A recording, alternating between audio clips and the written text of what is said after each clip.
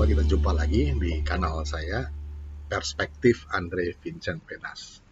Seperti sudah diduga bahwa kancah perpolitikan itu sudah mulai panas atau bahkan sudah panas sebetulnya. Semua partai politik dan pemain-pemain politik praktis ini sudah bermanuver ke sana kemari. Termasuk partai terbesar yaitu PDIP. Nah, ini ada catatan menarik, yaitu analisis intelijen dari Bro Yosef Herman Wenas yang menilik soal baliho-baliho dari Mbak Puan Maharani yang bertebaran di mana-mana. Tapi dilihat bukan sekedar dari sinisme atau euforia publik pada umumnya. Beliau melihatnya dari analisis intelijen dan catatannya diberi judul Simbolisme di balik pesan baliho Puan. Apa ceritanya? Begini.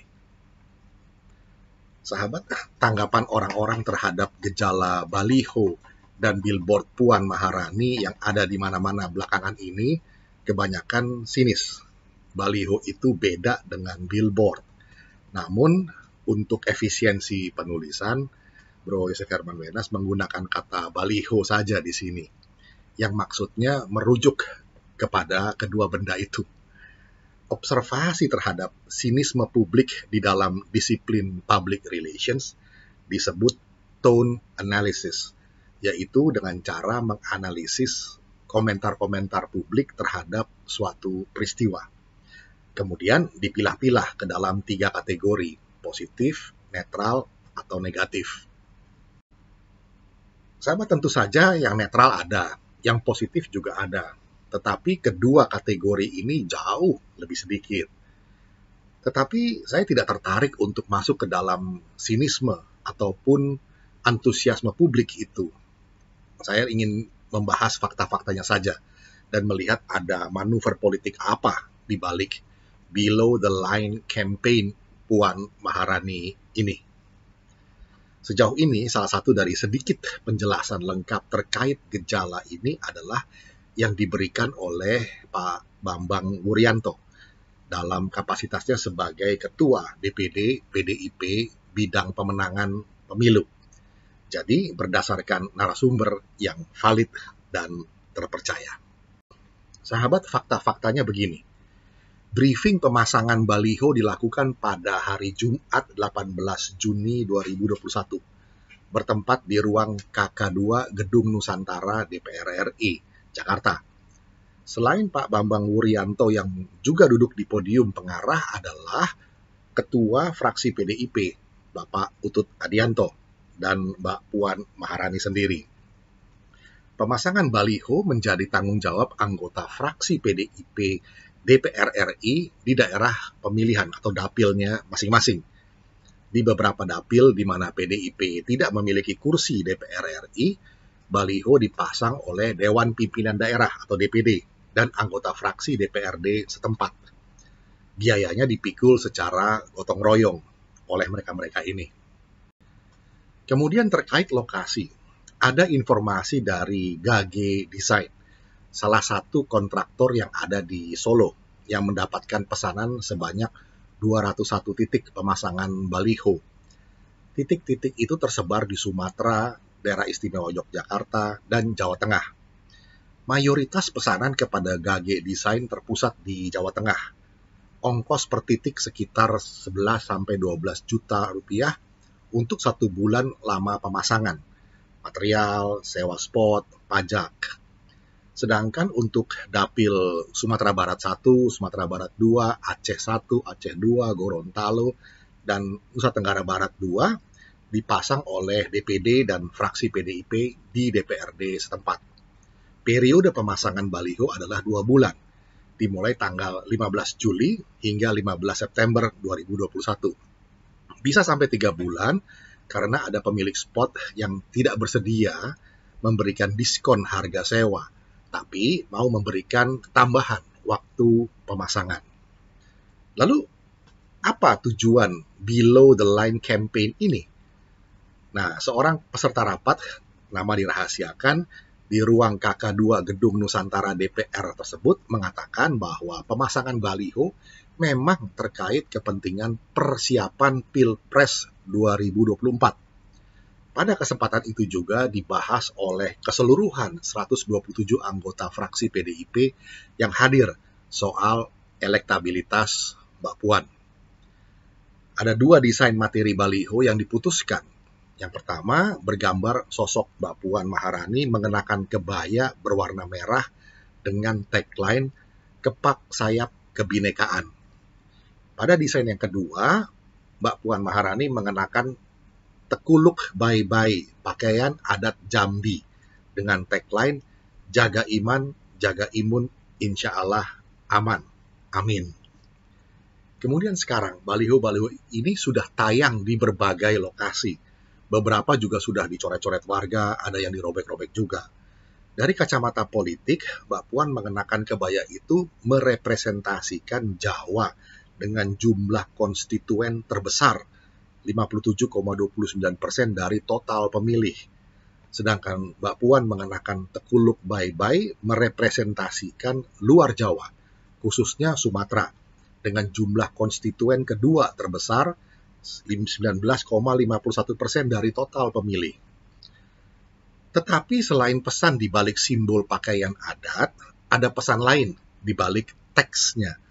Untuk yang jaga iman, jaga imun, insya Allah aman, amin, pesan itu terkait dengan himbauan memitigasi pandemi COVID-19. Masuk akal dan kontekstual, tetapi ini tidak multi-interpretable. Jadi tidak banyak interpretasinya. Yang multi-interpretable adalah pesan kepak sayap kebinekaan. Dan pesan inilah yang mau disoroti oleh Bro Yosef Herman Wenas di sini. Sahabat sudah terang benderang bahwa simbolisme berbicara pada baliho Mbak Puan Maharani ini. Dalam disiplin intelijen, simbolisme adalah kajian tersendiri. Mudahnya, itu adalah human readable representations of questions or problems, logic and search.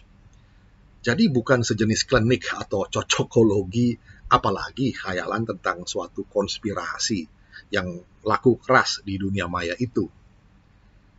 Pak Bambang Wuryanto menjelaskan bahwa pesan itu, burung yang terbang pasti ada kerjasama sayap kiri dan kanan, kepaknya seirama. Burung ini adalah simbol negara kita, Garuda Pancasila, di mana pada dadanya ada Bhinneka Tunggal Ika. Persatuan itu perlu karena kebinekaan menuntutnya. Begitu ujar Pak Bambang Wuryanto. Nah, dalam jabatannya di DPP PDIP, Pak Bambang menjadi orang yang paling bertanggung jawab atas menang kalahnya PDIP dalam pemilu. Bambang itu inner circle, mengabdi di PDIP sudah sejak awal reformasi. Dan dia sekarang juga dipercaya oleh Ibu Megawati untuk menjaga kandang banteng, yaitu Provinsi Jawa Tengah, sebagai ketua DPD-nya. Jadi, ucapannya mencerminkan keputusan dan rencana DPP PDIP ansih semata-mata. Sahabat, singkatnya, apa yang Megawati lihat, itu juga yang dilihat Bambang. Apa yang dikatakan Bambang Wuryanto juga mewakili apa yang dikatakan Ibu Megawati. Dari penjelasan Pak Bambang Wuryanto di atas, kata kuncinya adalah kerjasama dan persatuan. Saya membaca uraian Bambang itu bukan melulu dalam makna abstraktif konseptual semacam materi pendaftaran P4, tetapi justru, nah ini yang penting, dalam makna pragmatik empirik. Apa maksudnya itu? Reading between his lines, ada maksud lain di balik kata-kata kerjasama dan persatuan yang tidak dikatakan Pak Bambang Wuryanto, yang tersimbolisasi dalam analogi Garuda Pancasila itu. Pak Bambang sedang merujuk pada bagian kepala dan dada burung tersebut dalam arti metaforikal. Alam pikir Soekarno itu, dia produk didikan Belanda, mengamini frasa bahasa Belanda tegenwoordigheid van geest, yang artinya jiwa atau kesadaran yang terus hadir, untuk mengarahkan kepala, otak, merencanakan dan merealisasikan apa yang menjadi panggilan atau gelora jiwa. Nah, kepak sayap yang seirama yang dimaksud Pak Bambang Wuryanto dengan demikian adalah hasil hadirnya jiwa pada dada burung Garuda Pancasila sebagai simbolisasi PDIP. Sedangkan kepala burungnya yang merealisasikan apa yang menjadi gelora jiwa adalah simbolisasi Garuda. Sejak Pilpres 2014, Ibu Megawati telah membuktikan bahwa kepemimpinan formal bukanlah suatu conditio sine qua non atau satu keharusan.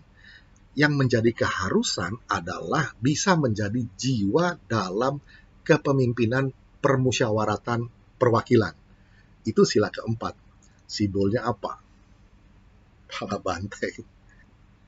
Memang itulah pilihan realistis yang ada dalam hitung-hitungan politik per hari ini di Situation Room DPP PDIP yang juga diamini oleh Teguh Umar, artinya kediaman Ibu Mega, as long as Puan Maharani is concerned. Trio ini yang menjadi penentu di PDIP sekarang. Bukankah bocoran rekaman off the record suara Pak Bambang Wuryanto yang mengatakan siapapun calon presidennya, Puan wakilnya, telah beredar juga di publik pada bulan Juni 2021 yang baru lalu. Sekjen PDI Perjuangan Hasto Kristianto mengakui jika rekaman suara yang beredar merupakan suara Bambang Wuryanto. Apapun makanannya, Puan Maharani wakilnya, siapapun calon presidennya, wakilnya PN. Punya golden ticket kok nyalon di WISO, kita menjadi wakil, pilih presiden Lalu bagaimana dengan kartu Ganjar Pranowo? Nah, itu hitungan lain lagi yang pada waktunya akan dibahas serius. The future is not written in stone. Definitely not in politics. Orang bilang politik itu cair. Di bulan Oktober 2019, saya, Joseph Herman Wenas, ini pernah menulis tentang skenario Prabowo-Puan 2024, di mana Joseph Herman Wenas ini membahas premis-premis apa yang mendasarinya, juga mengapa Pak Prabowo Subianto bersedia membentuk koalisi ke dalam pemerintahan Pak Jokowi. Baru belakangan ini saja di 2021, para pengamat mulai membahas skenario ini. Nanti artikel itu juga akan tayang di kanal ini sebentar lagi. Silahkan Anda baca lagi tulisan itu. Linknya ada di bawah, nanti akan ditayangkan di kanal ini. Salah satu poin penting dalam artikel tersebut adalah di Pilpres 2024 nanti, Pak Prabowo akan berusia 73 tahun. Sedangkan Mbak Puan Maharani akan berusia 51 tahun. Sedangkan di Pilpres 2029, Pak Prabowo akan menjadi 78 tahun. Sedangkan Mbak Puan jadi 56 tahun. Nah, Anda paham artinya kan? Dan juga segala kemungkinannya. Ya, itulah kira-kira analisis intelijen dari Bro Joseph Herman Wenas tentang simbolisme di balik pesan baliho Mbak Puan. Ini memang tujuannya untuk Pilpres 2024 dan bagaimana menyiapkannya. Kiranya bisa menjadi perspektif untuk wawasan, dan kita jumpa lagi di sesi